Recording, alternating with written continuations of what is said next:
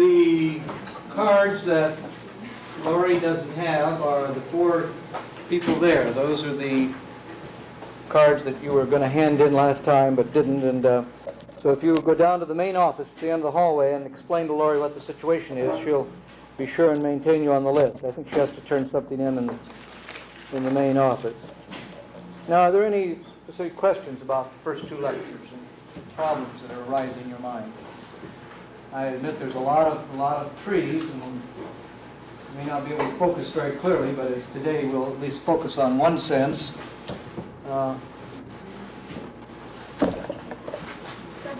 Yes, ma'am. Could you differentiate between a neurosensory cell and a secondary sensory cell? Yes. A neurosensory cell, a primary sensory cell, is where the sensory cell itself reacts with the stimulus. And the odor is the classic one of that. But the free nerve endings also do that. The pain sensation comes from direct nerve ending. A secondary nerve cell is one where a cell is stimulated and the cell transmits the stimulus over to the nerve, and that will be taste, which Mrs. Pangborn will be talking with you about on Thursday.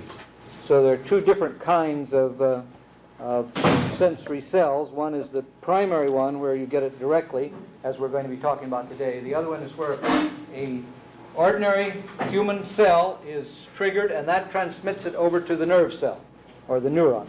Other questions? Okay, we're going to talk about smell today. It occupies quite a large amount of space in the text. First thing to remember about smell is not to confuse it with taste, which is very easy to do, because we warm foods up in our mouth. The primary taste sensations are perceived in the mouth, but as we warm things up, they become more volatile, and therefore we can smell them more easily. And it appears then, in many cases, if you don't think about it, that you're getting an odor in the mouth, which you call taste, or you confuse taste and odor. If you take and close your nose very tightly, or if you have a very bad cold, then the entire sensation of smell will disappear. Now, you have to put a very tight clothespin on your nose, and you're going to be doing some of this in the laboratory. You have to have your nose really closed. Otherwise, there will be some leakage. Even if the nose is closed, if you're exhaling through your mouth, there may be some eddy currents go up the little tubes that go from your mouth up into the nose, and you may get some slight odors that way. The best way would be to block the passage from the throat up into the nose. And that happens naturally when you have a cold. The mucus blocks that, what we call postnasal drip, does that very effectively. And so that under those conditions, you don't get any smell at all. It's a very primitive sense. Very primitive animals are able to smell. The area is very small in modern man. It may have been larger in primitive man. And many of the, what we call the lower animals, have rather large odor areas which are sensitive to odor. As compared with taste, which is a less complicated sense, much less complicated sense, and to which we are much less sensitive. Taste, we are very much less sensitive than we are to odor. The 2 functions that you might indicate for olfaction is, first, it identifies a given odor when we smell something, and it retains the identity of that odor. The brain continues to say that's a strawberry odor. In spite of the intensity and the amount of the background noises, you may, once you've got the smell of strawberry in your mind, you've smelled the strawberry, there may be banana odors come along, there may be other odors come along, and you can still identify the strawberry odor. And you have a picture of what the strawberry odor is concerned. I ask these questions to every class. Now let's all think about the first peach of the season, which will be coming up just momentarily. And you know what a fresh white peach is early in the season when it's nice and ripe and the skin just comes out by itself. How many of you can actually smell that peach in your mind right now, what that peach smells like? Some of you should. About 30% of you should be able to do that. You should have that strong an impression of peach smell that you can actually bring that. Well, can't you think of, make it more practical, can't you think about ham and eggs when you were out on a camping trip and what they actually smell like? Most of you ought to be able to conjure that. Maybe peach was too hard. Or what sauerkraut smells like and things like that. Most of you will be able to conjure up a direct picture of the odor in your brain by just thinking about it. The other thing that odors does is orients the head with respect to the source of the odor. You start to sniff, and you turn your head in the direction that the odor is. Now that's much more easily exemplified by dogs who will follow a trail that you couldn't follow at all by smelling. But essentially what they're doing is when they start to get off the trail, their head then orients back to the trail, and so they simply follow the trail down. You do that all the time. You go into the theater and you smell the perfume behind you on somebody's head or arms or wherever they put perfume, and so forth. The next thing about odor is what we call, as applied to foods, what we call odor discrimination. That's the quality and the intensity of the odor. We'll say a couple of words more about it a little bit later. In foods, odors are always mixed. We don't have single pure odors in any foods. I'm going to show you some slides in a few minutes to show you how many things there are in a strawberry and so forth. So that what you're identifying is always against what we call olfactory noise. Things that are giving you some sort of impression, but something else has to come out. So that we're reacting then against a background all the time, both for quality and intensity. And this background may have some effects on both the quality and intensity of odors, particularly for untrained people. So when you're doing odor testing, you have to concentrate on the odor that you're supposed to be getting. If you're not trained to do that, your mind will wander off and you will get very high thresholds, very high thresholds. And so it's important for us that we try and put away the background noise and not pay attention to it and concentrate on whatever the odor is. When we say that peach has an odor, that doesn't mean that it's a pure odor, although it may sound like a pure odor to you. It may be a mixture, and I'm going to show you some strawberry odors and some other things like that. But the brain reacts to it in a unitary fashion. And we say it's a pure odor. It's pure strawberry odor. And we're pretty good at this. I'll indicate in a few minutes how really good we are at this. The next thing is about odor and industry. In relation to food selection, well, we use odors, smells in search of or in selection of foods. We smell the fish before we buy it in selecting it, or we may actually look there used to be just right here across the road, down there a little bit, 200 peach varieties. And a favorite haunt of the summer students was to go out and smell the peaches tree by tree until they found the one that had the best smell. That would be an example of using smell in search of food. With 200 varieties, there was a wide range of smells in that little orchard right out here. It's too bad it had to go down. There's probably some search for sex based on smell as well. There's certainly, it's certain, however, that modern man doesn't depend on smell as much as primitive animals do. We are primarily sight-oriented in almost everything we do. And if we're not sight-oriented, we're auditory or sound-oriented. But an odor comes in a poor third in the senses, even though it's very important to foods. Well, I've said something about odor in industry before. We have certain typical smells of odors, and we try and get rid of some of them. The pollution from food plants is a major problem of odors right now, and how to get rid of the The smell of even the waste disposal products from food plants is a major problem, particularly in settled areas. Now, some things about odor that do not occur directly the same way with other senses are masking and synergism, and these are related to pollution to a certain extent. Masking is where one odor covers up another odor or neutralizes another odor. We're not exactly certain how this always happens. In some cases, the masking may be a chemical reaction between two odors.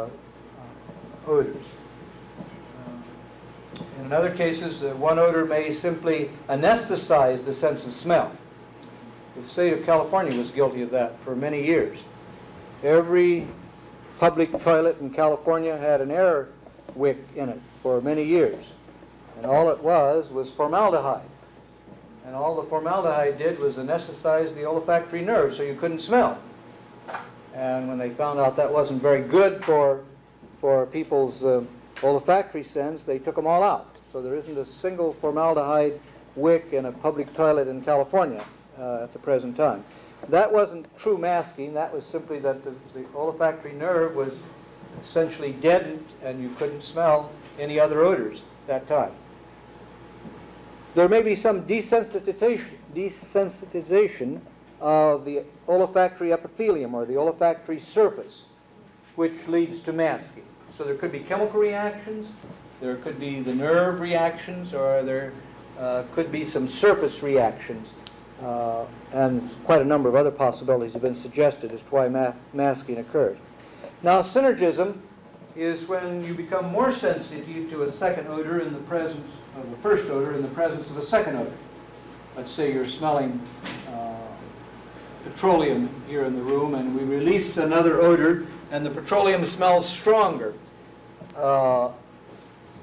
That is a apparent case of synergism, unless, of course, the second compound is another petroleum fraction. That would simply be addition. I'm talking about an entirely different odor. First odor is petroleum. The second odor is peach odor. No relationship chemically or anything for it. And I don't know that that actually occurs, so that's not supposed to be an example of what occurred, but the example is that the peach odor is making the petroleum odor stronger. Now, we don't know how synergism works. Perhaps the peach odor sensitizes the olfactory epithelium and makes it more sensitive to petroleum. That's one thing. Another thing that's been suggested for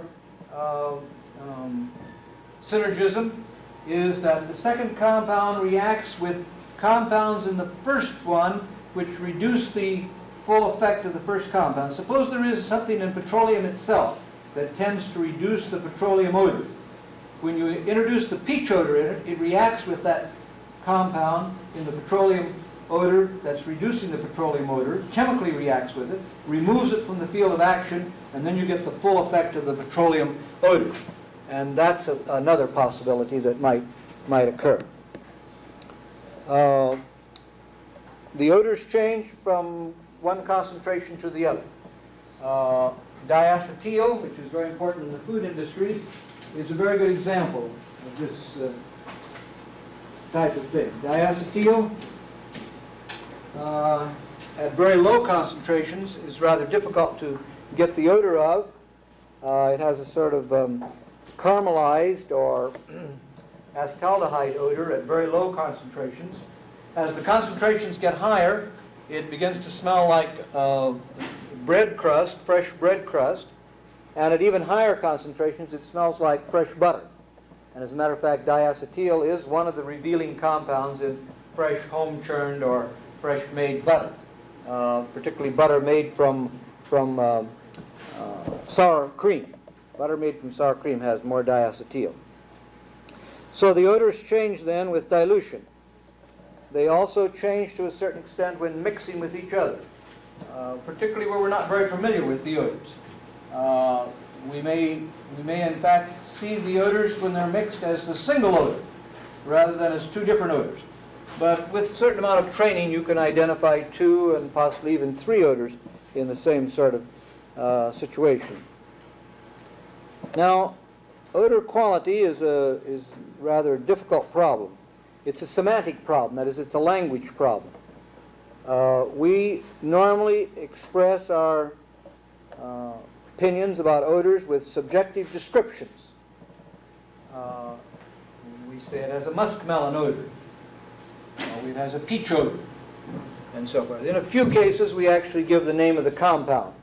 We say it has an alcohol odor, it has an ethyl alcohol odor, or it has a butyl alcohol odor, or it has an ethyl acetate odor, and so forth. But in many cases, we just have to resort to subjective description. Now, these are very imprecise, and without a certain amount of training, different people will give different ideas to them. Dr. Schutz over in Consumer Sciences wrote a whole paper on this subject at one time and showed that the use of certain words in the United States for odors was quite different from the use of the same words for odors in English. So they're separated by an ocean, it's true, and English do use words differently than we do. But even in this room, if I ask people to describe the odor of an unknown odorant, there would be a wide range of descriptive words used for it. In order to get around this, we, as you will see when we talk about or Ms. Pangborn talks about the flavor profile method, we take periods of up to 6 months to train people to use their language very precisely for odors. In a course I give in viticulture on wine terms, we define some 28 or 30 terms, and we hope that the students become familiar with perhaps half of those in that particular course. There's a whole book out by Harper on odor description and odor classification, and we won't go into that detail. Now, there are other ways of doing this, however. You don't have to use descriptive words.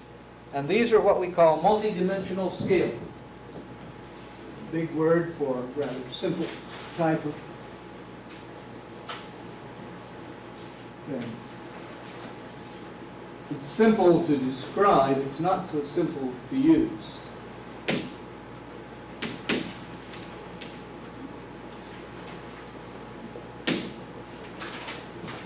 Multidimensional scaling was used by Dr. Waskow, who used to teach part of this course, and he wrote his doctor's thesis on it. We do not use verbal labels in multidimensional scaling. We don't say that it's like a muskmelon or it's like a peach or something like that. We attempt to determine a perceived similarity between two odors. They may be how close the odors are to each other, or how far apart the odors are to each other, or the extent which we may in some cases ask the extent to which two odors elicit the same kind of response, how similar they are in some cases. The subject's responses are mathematically related to a spatial or geometric model, or nowadays, thanks to a number of people, to non-metric methods, what they call smallest space analysis and so forth. These are non-geometric. They're not Euclidean geometry type of things. You try and mathematically relate them in this model as to how similar or how far apart they are. So you come up with pluses and minuses as to the similarity between them. For example, Waskow did this for 300 pairs of 25 different odorants. He matched 25 different odorants in 300 different directions, and then by mathematical treatment of the data, and he was using Euclidean geometry, just regular matrix analysis, which is not terribly complex, he was able to find that there were 9 different kinds of things which would account for the differences which were perceived between these 25 different odors. 9 factors. And he factored these out then and found that there were 3 of them that accounted for most of the relationships between the two odors. He could describe the differences and the similarities between the two odors pretty well with just 3 factors. One of these 3 factors was what he called pleasantness. Pleasantness. And pleasantness is a fairly important type of thing, and has been neglected, according to Waskow and the people down at UCLA who helped him do this work. The second factor appeared to be the coolness or the woodiness of the odors, the things related to menthol, that type of smell. And the third factor, he couldn't give any description to it. It was not specific enough for that. And the other 7 had only a minor sort of factor importance to it. Well, we're going to see a lot more of this, and a lot of people nowadays are doing this kind of analysis. Instead of using the imprecise verbal sort of things to describe differences between odors and so forth. This will be more important as we get to have more and more GLC determinations of specific odors that are present. Then we will want to do multi-dimensional scaling to relate these odors to the total quality of the product. All right, let's talk a little bit about the sense of odor. We'll show you the first slide here now and show you where the odor is, and this will give you a little bit of, we can't really turn the lights off because that's going to be a problem in the back there.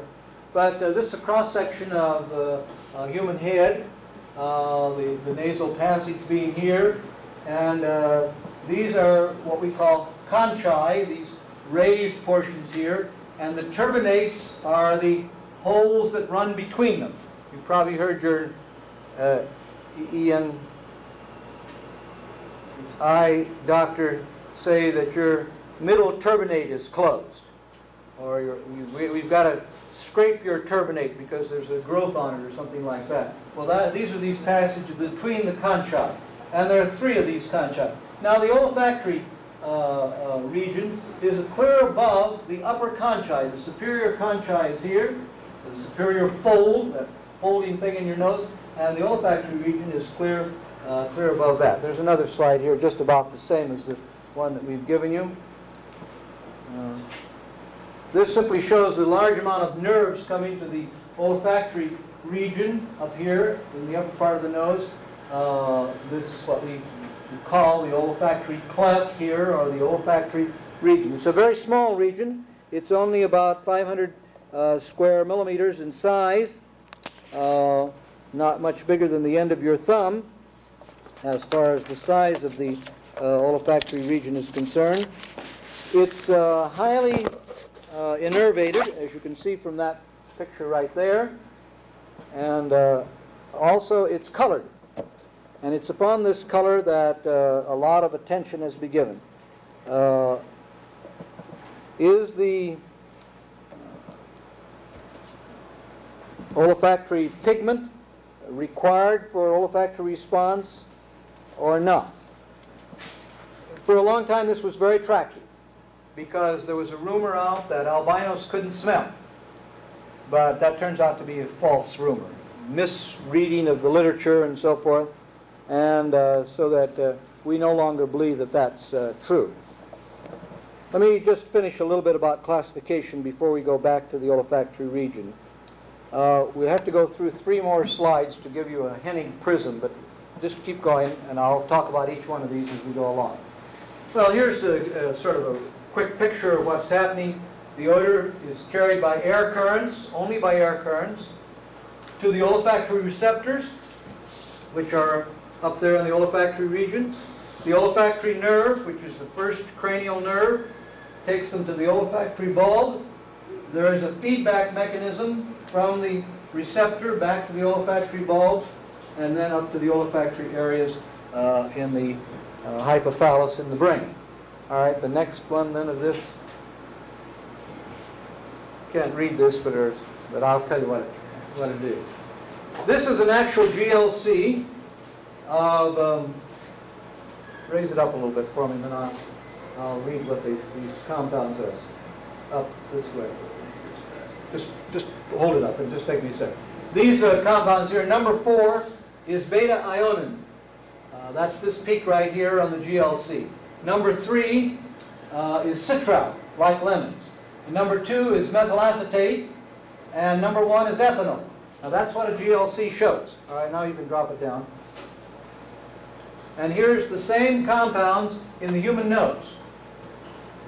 Beta-ionin, which gave you a very small peak here, gives a huge peak in the nose. We're very much more sensitive to ionin than we are to any of the other compounds. The citral, we get for a large amount of citral, we only get a small response. For methyl acetate, we get a very small response, practically none. And for ethanol here, which there's a large amount of it present in whatever this compound was, you get a very tiny response. We're not very sensitive to the smell of ethanol. So there is no relationship between the amounts of compounds that are present. These are the actual amounts of compounds present. No direct relationship, and the amount of smell we get because we are differentially sensitive to different compounds. Some compounds we're not sensitive to at all. They have no odor. And other compounds, water, for example, is such a compound.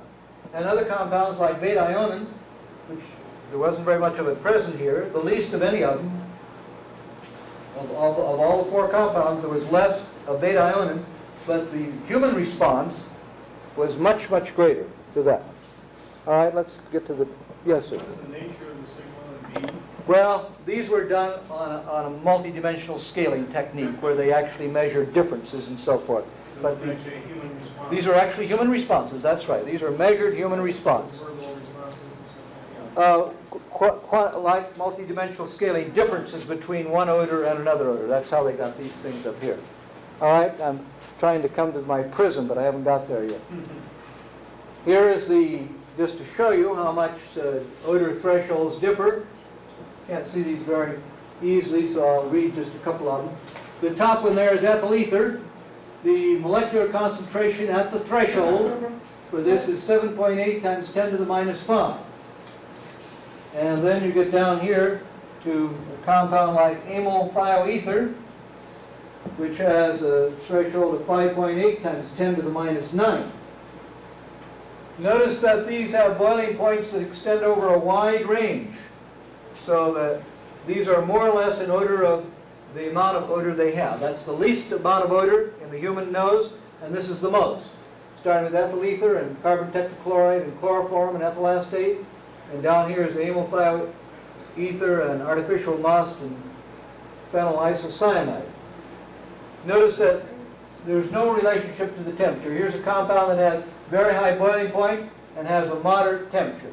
Here's ethyl mercaptan with a very, very low boiling point and has a moderate middle threshold there. Here's one with a low boiling point, and we're very sensitive to it at the same time.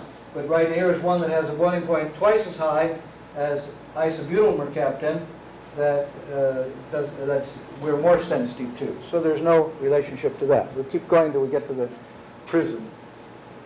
Well, here's some minimum identifiable odors in milligrams per liter. Or we don't smell a whole liter at one time. We smell, in this case here, it's based on approximately 50 milliliters. Or 20 milliliters, which is it? Looks like 20. Can you raise it again just once so I get this head? 50 milliliters, it says here. One sniff is 50 milliliters. All right, if this is in a liter, then this would be the amount in one sniff. 5 zeros and a 2 milligrams in artificial musk. Natural musk is 3 and 3 6 zeros, 2 5. So we're more sensitive to natural musk than we are to artificial musk. Certain mercaptans, these are mixtures of mercaptans. The threshold is 3, 3 6, 7, 8 zeros and a 2. And then some other things. Butyric acid, which we think has an awful smell, is not nearly as sensitive to as you might think. 3 zeros, 4, 5. And pyridine, which is one of the common testing subjects for smelling, is 2 zeros, 1 6. So we're not really terribly sensitive to pyridine. We'll keep going till we get to that prism. Now, we've been trying to make odor classifications. I gave you Waskau's multi-dimensional one, which was 9 factors, of which 3 he more or less identified. There have been a large number of attempts to do this, and they all fall down on this semantic thing. What one person thinks is resinous, another person would call burnt. And it takes a large amount of trying to do these. But these are the ones that are in the history books, and they are, I think, worth just taking a look at. He conceived that this is a prism. This is the top of the prism here, sitting flat on the bottom. And the spicy would be in this corner. He said that odors could all be classified into 6 classes: spicy, resinous, burnt, putrid, ethereal, and fragrant. The more pleasant ones being up there on that side and on this side, and the poor ones being over on this side over here, more or less. And that mixtures of odors would fall on the surface of these prisms. The big objections to these is that if you had a compound right here, or a compound right there in the middle, it should have an odor of this one here, of spicy and resinous. You should be able to smell both, because equidistant from spicy and equidistant from resinous. Or the same thing over here. If you had an odor right there, it should smell resinous and burnt. Or in the middle of the other one, ethereal and resinous. Well, this doesn't seem to occur. We don't get two odors very often in that type of thing. And so that's not that one thing against Henig's prism. Another thing is that there seems to be a lot of confusion between true odors and what we call trigeminal effects. And this is a new word for you, probably. We not only have the olfactory nerve in the upper part of the nose, but we also have other nerves which feed into the trigeminal nerve, which are pain sensation nerves, which react to chemicals directly, whether they're odorous or not. Act to hydrochloric acid or to any sulfur dioxide or ammonia, or chlorine, hydrochloric acid, and so forth. And so there can be confusion. Some of these have, for example, spicy, for example, has some trigeminal properties as well as olfactory properties. So it's very hard to be sure just whether it was the trigeminal nerve that was being triggered off for pain effects that caused the thing to smell spicy, or whether it was truly an olfactory sort of thing. And since odors differ in the amount of trigeminal effect and the amount of olfactory effect, it's very difficult to set up a prism of this kind. Now, the next classification was made about 30 years ago back at Cambridge, Massachusetts, which is called the Crocker-Henderson type of classification. In the Crocker-Henderson type, he had 4 different types of odors, and the next 4 slides will show you these. The first, we'll go through all 4 of them first, and then we'll leave the last one. The first kind of odor was fragrant, and the next one is caprylic.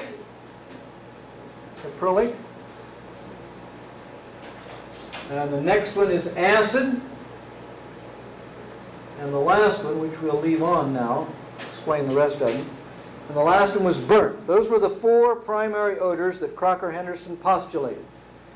Then for each one of these odors, they found a compound which they thought had very low burnt character. Ethyl alcohol had only 1 on the scale of 7. Phenylethyl alcohol, or phenethanol, had 2 on the scale of burnt from 1 to 7.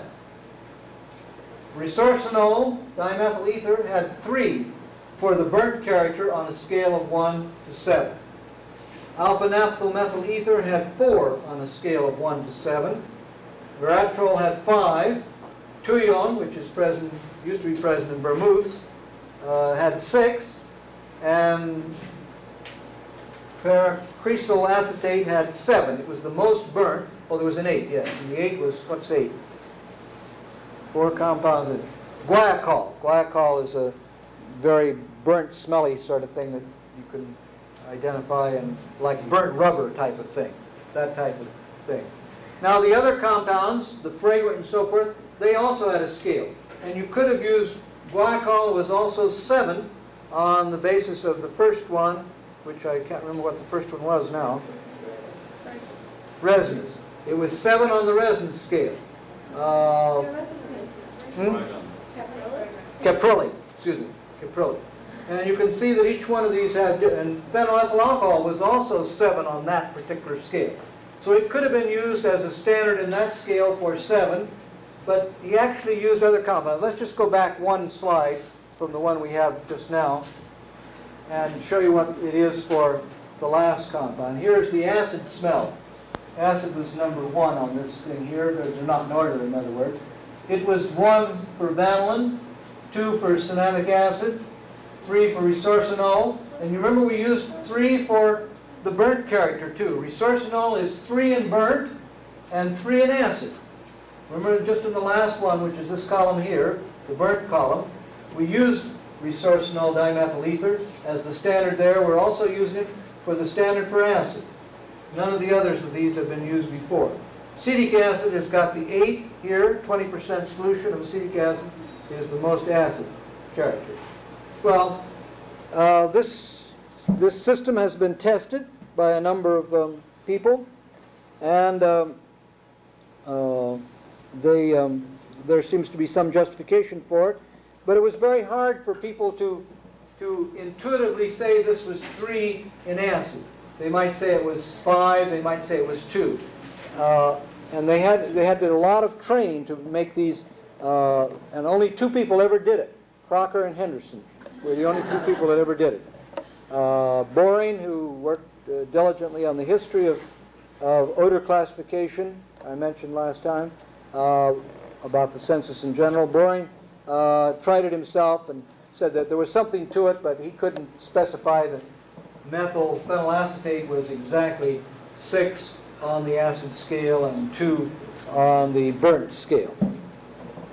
Now, Dr. Schutz over in Consumer Sciences has also taken his hand at this. He classified odors into 9 factors, some of which were the same as we'd had before: fragrant, burnt, gouty or sulfurous, which would probably be like the caprylic on this one, etherish, sweet, rancid, oily, metallic, and spicy. That was the 9 that Dr.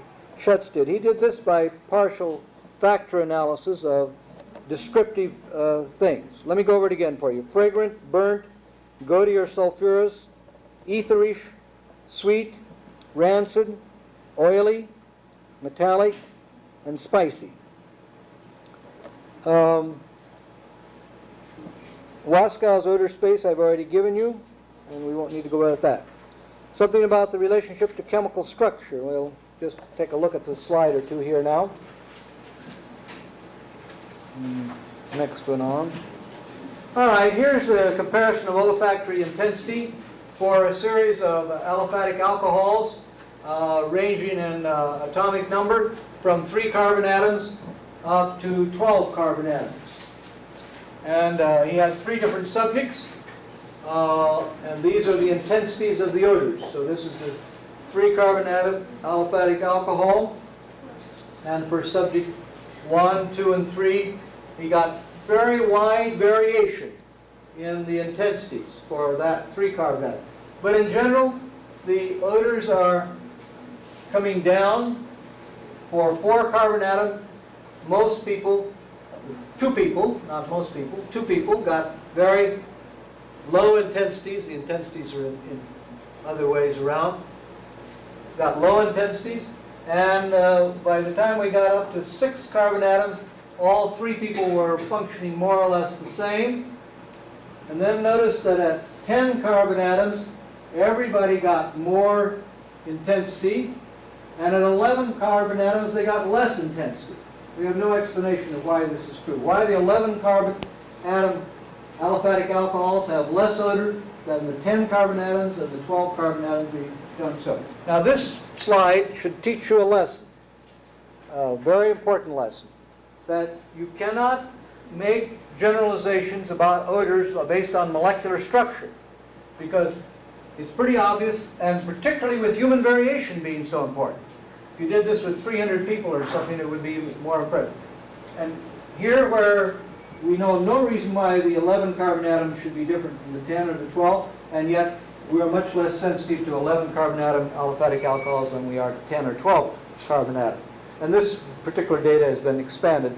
So be very wary of odor theories that are based on molecular construction, because you're just going to have to explain this one right here, and there isn't any easy explanation. So that we can say that, in a first approximation based upon this slide, that it looks like there may not be very good correlations between molecular structure and odor intensity.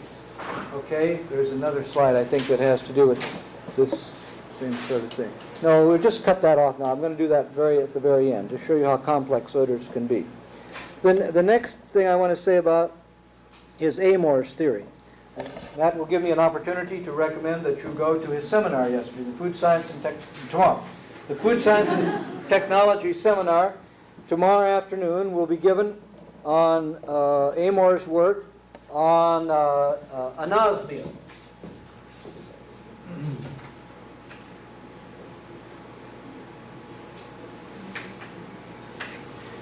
I'm going to be very careful what I say today so that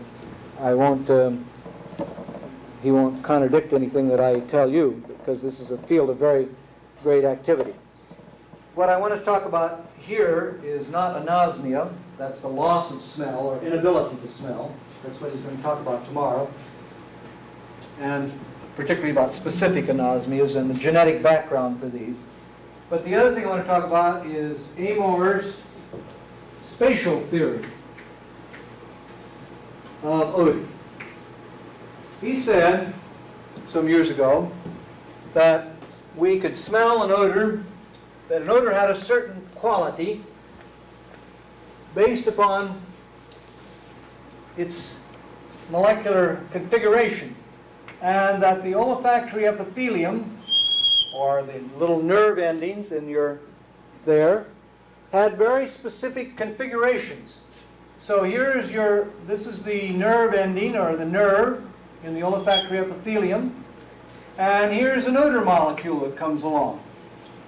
It's a square odor molecule, and it floats over here and drops right in here, and when it gets to that kind of a thing, it will make a smell of that particular kind. Square boxes fit into square holes.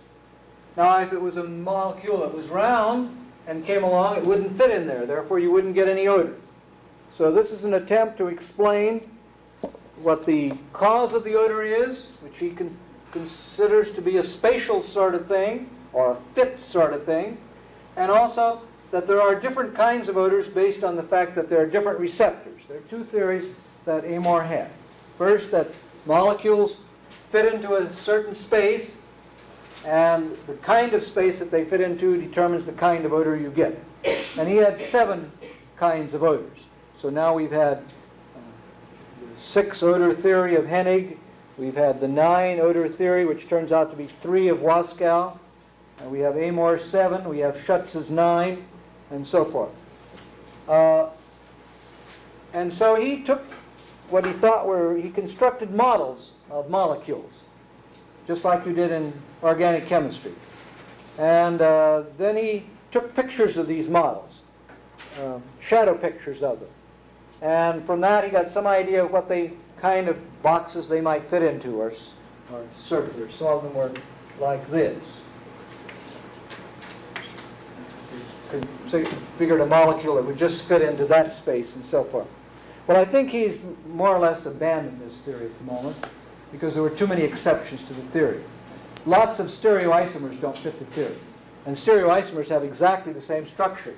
So it's very hard to tell why one stereoisomer is going to give you one kind of smell and the other give you no smell, since physically they fit in the same kind of a box or the same kind of a configuration.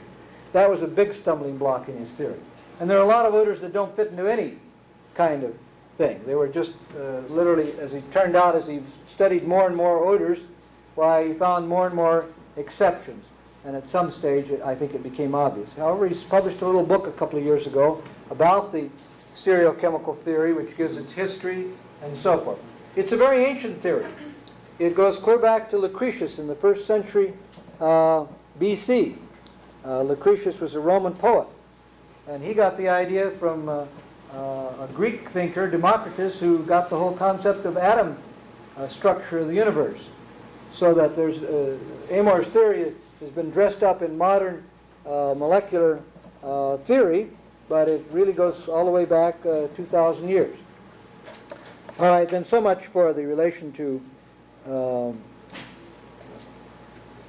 this Amore theory.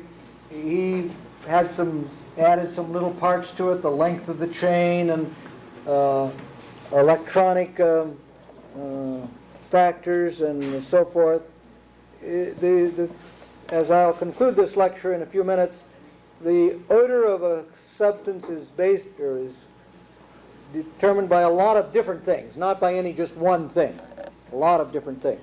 Vapor pressure, chemical structure, solubility in water, solubility in fats, and now, just recently, solubility in proteins. All three of these are now considered to have some effect on the odor. And possibly some spatial effect on the olfactory thing. Some compounds may be spread out in the olfactory epithelium, very thin, and give you one kind of an odor, and others may be spread out in a different way and give you another kind of odor. And then finally, there may be different kinds of receptors. Even though they're not based upon this kind of thing, there still may be different kinds of receptors. This receptor-odorant interaction is still very poorly understood, in spite of the fact that we know a good deal about the ultrastructure of odor receptors, and we even know something about the electrical properties of the olfactory epithelium.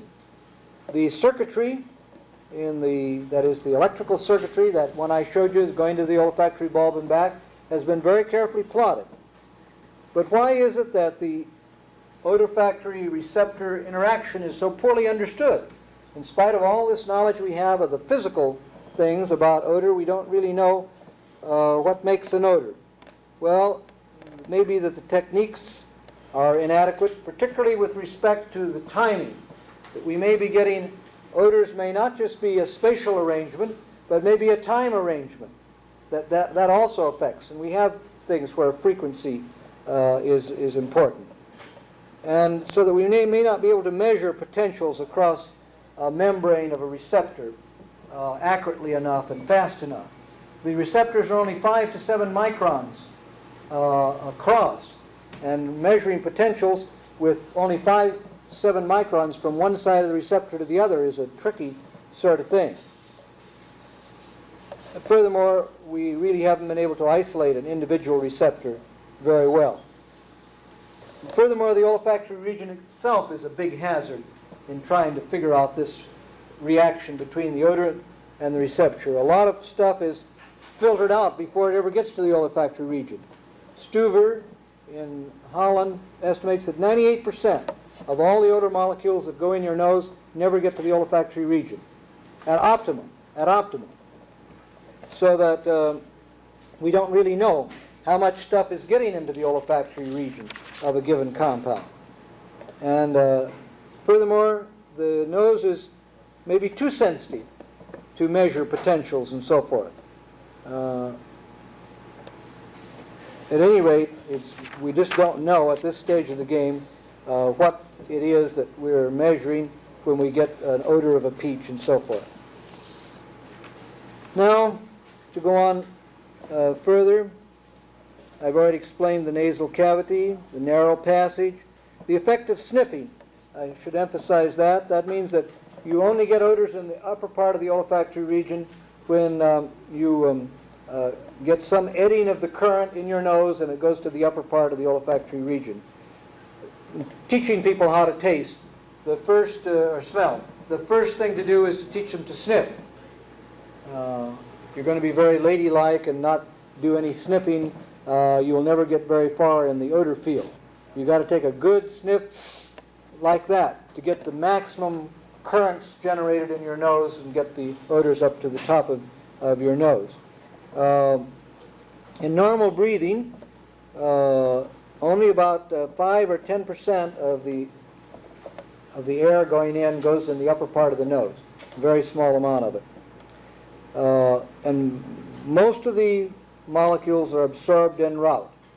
Only 2% reach the olfactory epithelium under the best conditions. Nasal obstruction, well, when you have a cold, of course, you can't do that. A slight smelling seems to be of some value. Just at the beginning of a cold, when you're just beginning to get the first sniff, before there's very much mucus discharge, you seem to be a little bit more sensitive to odors than you are either before or after that stage. We don't know whether this is a temperature effect or not. There is some temperature increases when you're just beginning to have a cold. I've given you the size of it already. These 5 things that the odors have. They must be volatile. They must reach the odor olfactory region. The rate of the diffusion must be adequate. And they must dissolve in mucus. And they must diffuse through the mucus down to the receptors. Or it says reception, it should be receptors. I've emphasized already the fact that the receptors are bipolar neurons or axons, if you want to call them that. I didn't say anything about their hair-like projections, which may increase their effective surface somewhat. And there does seem to be, we call them microvilli. A lot of electron microscopy has gone into this particular subject in recent years. I've given you the part about the feedback mechanism, which may increase the pickup and the sensitivity and the discrimination, that feedback mechanism. Now, anosmia. Anosmia may be temporary or permanent, and hyperanosmia is when you get excessive response. That we have, I'll give you an example of in a minute. Heteroosmia is where you get false odors, and we have very few of those. And hypoosmia is where you get reduced smells without complete anosmia. It's been estimated that between the least sensitive and the most sensitive normal individuals, there's about a 1,000-fold range. So if you find somebody who is outside this range, it's presumed that he has some abnormality in his odor sensitivity. Hyperosmia has been found in persons with cystic fibrosis of the pancreas gland, and also in people that have adrenal insufficiency, where the adrenal gland does not feed its normal amount of material into the bloodstream. Odor sensitivity ranges of these have gone up to 10,000 times the normal sensitivity. Very, very sensitive to certain odors, with a few people that are unfortunate enough to have cystic fibrosis and adrenal insufficiency. Anosmia, or the lack of odor perception, may be specific. That's for a single odor. There are not very many good examples of that. It may be general. That's reduced sensitivity, about 1/100,000th of normal. That's general anosmia. Or it may be complete, where you don't smell anything. Less than 1/1,000,000th of normal. Less than 1/1,000,000th of normal. And it may be so complete that it includes the olfactory nerve and the trigeminal nerve as well. There are some people who cannot smell concentrated ammonia. They have complete anosmia. Not just general anosmia, but complete. And these cases are usually ones that do not affect the olfactory region specifically, but affect the olfactory nerve. When the nerve has been cut in an accident or by a disease, the first cranial nerve, which is the olfactory nerve, when it's been cut by an accident or by a disease, then you will get that kind of anosmia. We get some, I've indicated we get some temporary anosmia. Temporary anosmia is called hypoosmia, and it occurs after a severe attack of flu. People will have temporary loss of odor sensitivity. This may be more for some compounds than for other compounds. The treatment for this temporary loss of odor is massive injections of vitamin A. We don't know exactly why. That olfactory epithelium has keratin in it, but there doesn't seem to be any relationship between the olfactory epithelial color and contents and the odor. But anyway, they have found by guess and by gosh that giving massive vitamin A doses after influenza will bring back your odor sensitivity much quicker than anything else. The trigeminal nerve is the sixth cranial nerve, and I wanted to make note of that. We do these kinds of tests for anosmia with sniffing or dilution tests for various odors. The ones that have been used down at Western Regional Laboratory by Amor and his colleagues have been formic acid, pyridine, they're true odorants, and then hydrochloric acid and ammonia, which are both odorants and affect the trigeminal nerve. Specific anosmias are more likely to be related to genetic defects than they are to cutting of a nerve or something like that, where all the odors are gone. It's generally believed now that these genetic defects involve some defective protein, that a gene gives a signal to put in the wrong amino acid at the wrong place, and so that there is defective protein, and we now believe this to be a defective protein in the olfactory epithelium, that is, in the nerve cells themselves in the olfactory epithelium. There are not very many of these in the literature, but there are a few, and I'll give you some examples of them now. Normal butyl mercaptan, which is the skunk odor, which you identify as the skunk odor. Out of 4,000 people, there were 17 who could not perceive normal butyl mercaptan. So they would be safe as skunk collectors, I guess. The hydrogen cyanide anosmia has been greatly studied, and there's no doubt that it exists. But whether it's genetically controlled or not is still at the present time in considerable amount of controversy.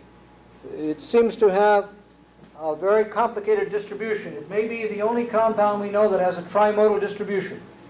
That there are people that are very insensitive, moderately sensitive, and very, very sensitive to hydrogen cyanide. As an old chemical warfare boy who handled 500-pound cyanide bombs last war, I don't think I want to get into the business of hydrogen cyanide anosmia. I think that's a very dangerous field to be in, and I'm not interested in doing that particular one. Finally, there are some people who cannot smell freesia flowers, and there's some people that cannot smell isobutyric acid, the sweat smell.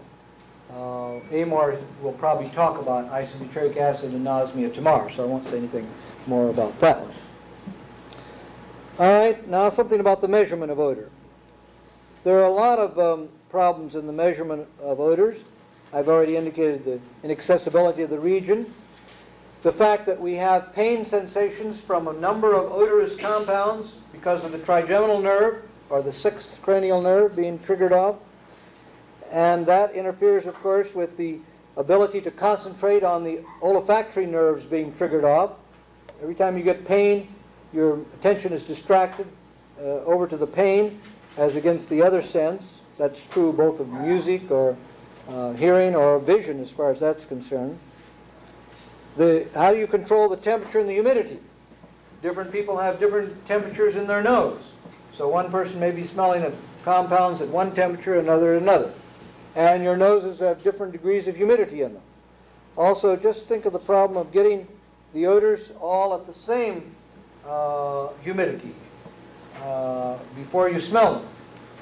I'll tell you one way how that's solved in just a moment. There has to be a control of the air pressure and the velocity. You'll read in the book about the Ellsberg Technique. The Ellsberg Technique is a technique where you might as well draw you a little slide of it because it's interesting. Mr. Ellsberg was trying to find MIOs,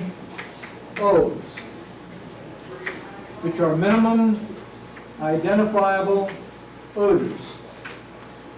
He had just an ordinary 500 milliliter wide mouth jar, and he had two connections in it. He would put some compound that was odorous at the bottom, we'll say citral, and a tube, glass tube, and this was going up to an inhalator, just an ordinary debilibus inhalator that went into the two nostrils of the human being here. On the other side, he had a hypodermic needle, or a big hypodermic. And he put a clamp on it right here. He asked the human being to fit the debilibus inhalator into his nostrils, both the nostrils, here. And then, this is absolutely sealed, closed circuit here. And then he injected, we'll say, 10 milliliters of air by just pressing on that hypodermic needle. So now there's a positive pressure of 10 milliliters of air in this space here. At this stage, he asked the person to momentarily cease breathing. He did that by raising his finger. At the same time he raised his finger, he opened this passageway here, pinch cock, very quickly. He had done electrically. And that 10 milliliters of air would then find a release and would go up into the nostril here. And then he'd try, and then he'd ask them what they smelled. And if they smell citral, well, that was their minimum identifiable odor. He'd go down and try 5 milliliters then. And 15 milliliters, and 25, and 35, and so forth. In other words, it was a method of determining how small an amount of citral molecules you needed in order to call it citral. Well, the technique isn't very good because you don't know how many molecules are getting to the nose. There's no way of knowing. You have 10 milliliters of odor-laden air here, but how many molecules are going to be there? He didn't have any control of temperature, so the volatility of the citral was there. And the one thing he didn't understand was that you get a different odor when you're releasing 5 milliliters of air than when you're releasing 35 milliliters of air, because you get a pressure difference. So it was not just the number of odor-laden molecules that was giving effect. When he released 35 milliliters, he was getting an actual impinging of the thing onto the olfactory epithelium that disturbed the olfactory epithelium. And that interfered with the thresholds. And so there were two factors that were giving him a threshold. One was the pressure and the other was the number of molecules. And so that technique has been pretty well abandoned. Mr. Jones down at UCLA has decided that one way to do this would be to hook, and we have the apparatus here, would be to hook this syringe on a motor that moved, we'll say, 1 centimeter per tenth of a second. So he asked the person to hold their breath. There's no pinch cock in this case. And he starts the machine, and the machine at a uniform rate injects 5 milliliters. Then he starts over again, and he sets the machine at 10 milliliters, and the machine, this thing here, moves at an even rate. The pressure is constant under the Jones system. The pressure is constant because you're introducing the 5 milliliters at the same rate you're introducing the 10 milliliters, at the same rate you're introducing the 15 milliliters, at 25 milliliters. This seems to be somewhat better and gets away from the pressure effect in that particular one. Well, the Ellsberg minimum identifiable odor can't be converted into molecular terms. There's a certain artificiality in holding your breath, and there were some problems between different people reacting to it and so forth. The other idea was what's called Zwartemaker's tube. Figure that you have a little, this is a tube, and you coat this tube here with an odorous material, some odorous material, and then you slip this right in like it was going into a syringe, hypodermic syringe, so that it fits very tightly. The odorous material is in here, and it fits very tightly over. Now you connect this whole thing with two nostril pieces feeding into your nose, and then you move this back, and this is also inside of another tube, so you really have what amounts to 3 tubes. Now as you move this thing back here, you expose more of the odor surface. So if you move it back 1/10 of a centimeter, and then you smell, you would get the odor from just that 1/10 of this surface that had been covered with the odorous material that had been opened to the air. If you moved it back 2 centimeters,